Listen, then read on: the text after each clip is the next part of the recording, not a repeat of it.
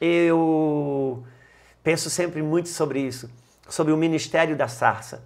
A sarça, ela não precisava saber pregar, a sarça, ela não precisava ter teologia, a sarça, ela só precisava queimar. Quando você queima, Deus fala por meio de você.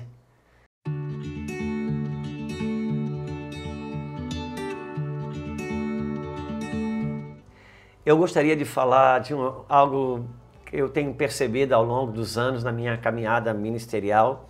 E eu vou apoiar isso em cima de uma passagem bíblica de forma alegórica, mas vamos fazer proveito disso. Está em Êxodo capítulo 3, no versículo 1. Apacentava Moisés o rebanho de Jetro, seu sogro, sacerdote de Midian, e levando o rebanho para o lado ocidental do deserto, chegou ao monte de Deus a Horebe. Apareceu-lhe o anjo do Senhor numa chama de fogo no meio de uma sarça. Moisés olhou, e eis que a sarça ardia no fogo, e a sarça não se consumia. Então disse consigo mesmo: irei para lá e verei essa grande maravilha, porque a sarça não se queima. Vendo o Senhor que ele se voltava para ver, Deus no meio da sarça o chamou e disse: Moisés, Moisés, e ele respondeu: eis-me aqui. Eu gostaria de falar daquilo que eu poderia chamar do princípio da sarça ardente.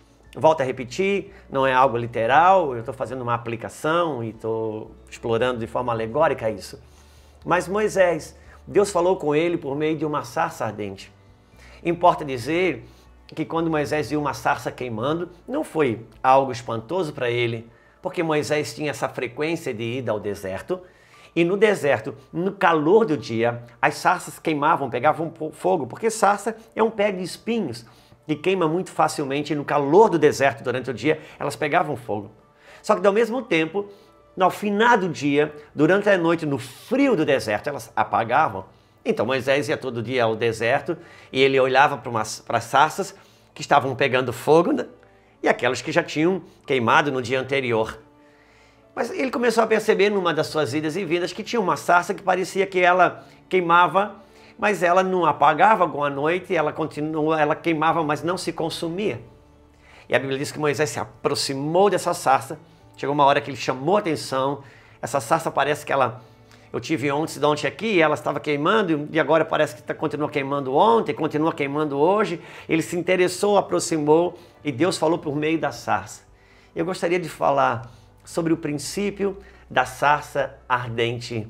Como eu lhe falei, Moisés, ele não era espantoso ver uma sarça ardente. O que chamou a atenção de Moisés é que aquela sarça não se consumia. Eu penso sempre muito sobre isso, sobre o ministério da sarça.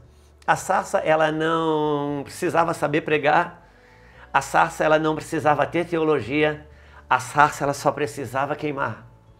Quando você queima, Deus fala por meio de você, porque Deus fala por meio do fogo. Por isso que Deus falou com o grande libertador messiânico, profeticamente falando, que foi Isaías, que viu o Senhor no madeiro e teve a sua natureza afetada e libertada, santificada por meio de uma sarça ardente. Moisés, o grande libertador, Deus o falou por meio do fogo. Elias, aquele profeta que é um símbolo de um movimento precursor de Deus na terra, que apareceu na transfiguração do monte, Deus respondeu a Elias por meio do fogo, porque Deus fala por meio do fogo.